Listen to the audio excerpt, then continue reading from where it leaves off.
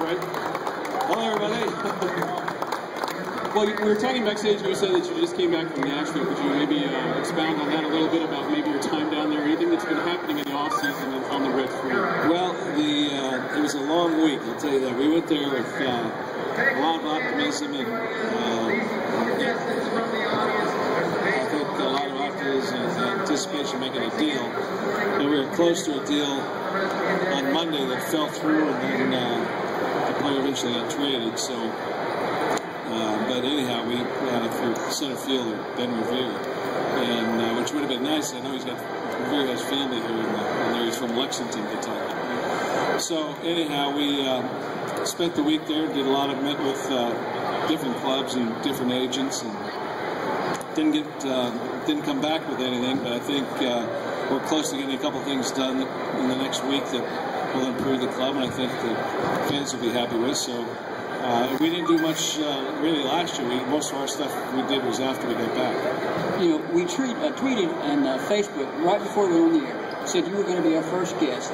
The first 3 replies said, "Is Mr. Jocketty going to get us a leadoff hitter?" So well, that would be our question. Yeah, well, and I thought I had one, but it fell through. So we're still working on it, but you know, they're very hard to find. And you know, really, free agent-wise, there's not, there's, you know, Michael Bourne, who's going to be way too much money, I think, for us.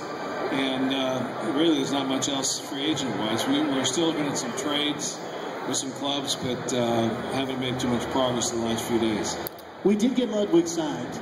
That was a big issue. We got that deal done. Well, I can't announce it yet, but I can tell you it's very close. Just between us? We'll know something early next week. Nice. Between us and your thousands of listeners. What about the big decision with Chapman in the starting lineup? What's that going to do for him, and how does it affect his attitude as he approaches the mound? Well, first of all, you know, he was told last winter to come to spring training and prepare to be a starter, and he did that. And you know, in spring training was actually our best starter, and it was ready to go. And then we had the injuries to both Massett and Gray, and then Madsen, so we had to put him in the bullpen, and he did an outstanding job. But I think he clearly wants to start. He preferred to start, although he did like closing.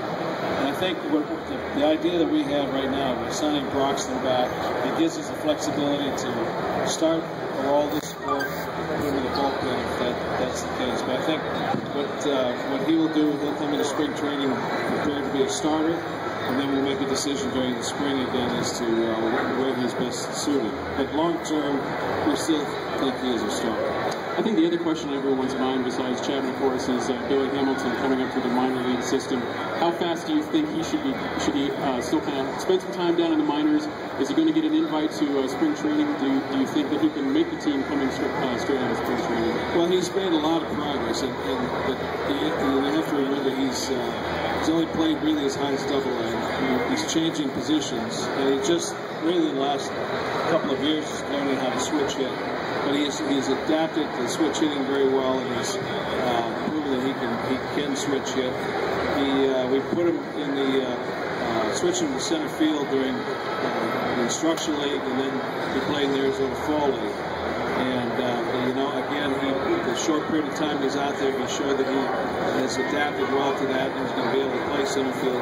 Now what he needs is just experience. He needs more experience at playing the outfield and just the overall game. And he's still, you know, he'll go to spring training. He'll get an opportunity in spring training. But I think in all likelihood, we'd like to start him at AAA and let him get a little more experience, a little more time, and then see what happens from there. But he'll be here. He'll be here soon, and he'll be an exciting player for all our fans who watch for a long time. Well, you mentioned that he changed positions. Obviously, that's a big deal. How well do you think so far that he's adapted in that position change? Does he look comfortable out there? He looks very comfortable. And when we brought him to the instructional league, we had Eric Davis and Darren Bragg, who's our minor league outfield instructor, work with him, and that's all he did. Exclusively worked on his defense at center field, getting jumps on ball, reading balls off the bat, and how to react, and just getting comfortable with the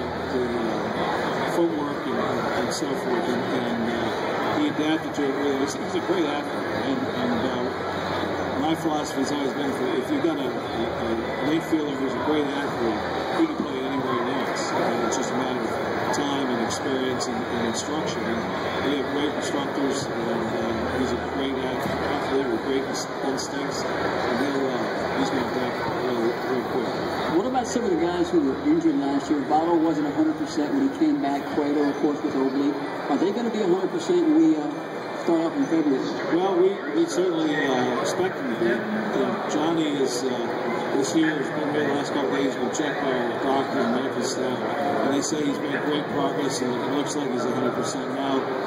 We got to get him out throwing after the next couple of weeks here and start getting ready for spring and see. But he should be 100%. Joey has made great progress, but he admitted to me that it's taken longer to come back than he thought it would, because it's the first time he's had a significant injury. But he should be 100%. I hope he's very surprised if he's not. Well, we know you have many more steps to go today, and we'll wrap up here with you. But we'd just like to say one thing. Next time you're down in the Nashville area, or going through Nashville, stop in Bowling Green, Kentucky, and see your southernmost ability. I wish that was. I actually driving back the other day. I drove by Bowling Green, and I was there a couple years ago in a caravan. Enjoyed it. It's a great town, great city. Well, thank you so much for coming here and talking to us today. And we wish the Reds the best of luck in this upcoming season, of course. And we'll be rooting for you. Walt Jocketty, everybody. Thanks, everybody. You're listening to the Red